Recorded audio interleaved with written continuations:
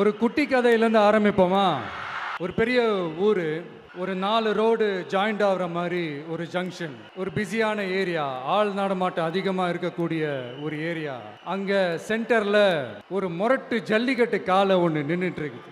காலில் மண்ணை வீசிக்கிட்டு சீறிக்கிட்டு அப்படியே நின்றுட்டு இருக்குது. யாருமே பக்கத்தில் போக முடியல.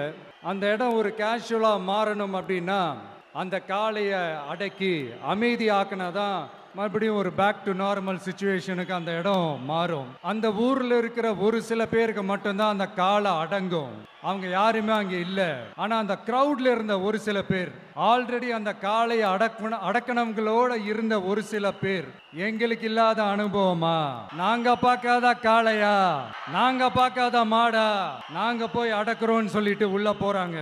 ஒருத்தராலையும் அந்த காளையை தொடக்கூட முடியல. எல்லாரையும் அடிச்சு வீசி தூக்கி போட்டுருச்சு. இப்ப என்னடா பண்றது அப்படின்னு பார்க்கும்போது அந்த கூட்டத்தை விலக்கிட்டு ஒரு சின்ன பையன்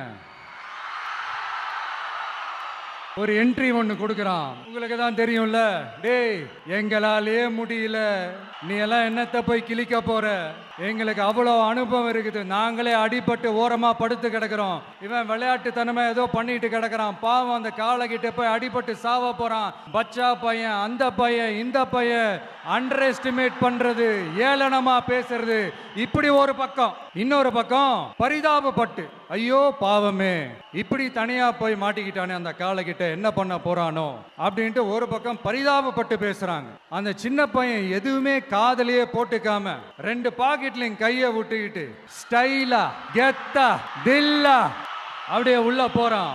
ஒரு ஸ்டெப் எடுத்து வைக்கிறான், அந்த காலை அப்படியே சீறிக்கிட்டே நின்றுட்டு இருக்குது. இன்னொரு ஸ்டெப் எடுத்து வைக்கிறான், காலை அப்படியே சீறிக்கிட்டே முன்னாடி வருது. மக்கள் எல்லாரும் பதட்டத்தோட அப்படியே பார்த்துட்டு இருக்கிறாங்க. இன்னொரு ஸ்டெப் எடுத்து வைக்கிறான், காலை அப்படியே முட்டை வரும்போது பாக்கெட்டுக்குள்ள மறைச்சு வச்சிருந்த 2 புல்லுக்கட்டு அதை அந்த காலை கிட்ட காட்டுறான். காலை அப்படியே சடனா வந்து நின்று அது மூடெல்லாம் மாறி அந்த புல்லுக்கட்டை சாப்பிட ஆரம்பிச்சிருச்சு. அந்த சின்ன பையனும் அந்த காளையை அப்படியே தடவிக்கிட்டே வரான். காளையும் பக்கத்துல ஒரு குழந்தை மாதிரி நடந்து வந்துகிட்டு வருது. பக்கத்துல இருந்த ஒரு வயல்வெளியில அந்த காளையை மேய விட்டுட்டு வரான். மக்கள் எல்லாரும் அந்த பையனை ஆச்சரியமா பாக்குறாங்க.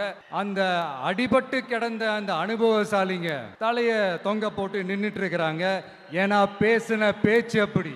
வாய் இருக்குன்றதுக்காக நக்கலுமா நையாண்டியுமா நச நச நச நசன் ஒரே பேச்சு. என்ன பண்றது, தலையை குனிஞ்சு அப்படியே நின்றுட்டு இருக்கிறாங்க.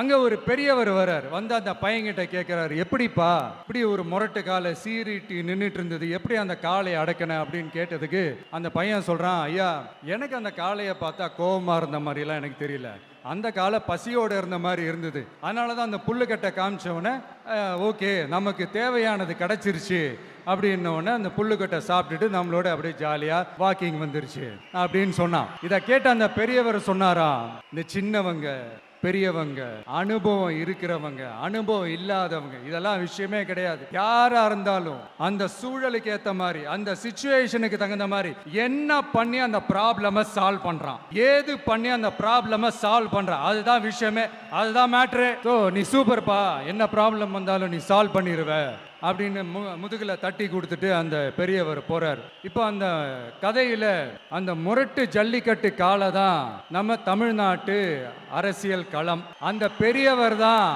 நம்ம தமிழக மக்கள்.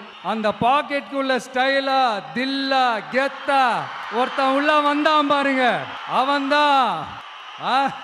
நான் இல்லைங்க, நான் இல்லை, நானு நீங்க நாம எல்லாருமா சேர்ந்து மாபெரும் மக்கள் சக்தியா இருக்கக்கூடிய நம்ம டிவிக்கு, அதுதான் அந்த சின்ன பையன். Thank you thank you thank you.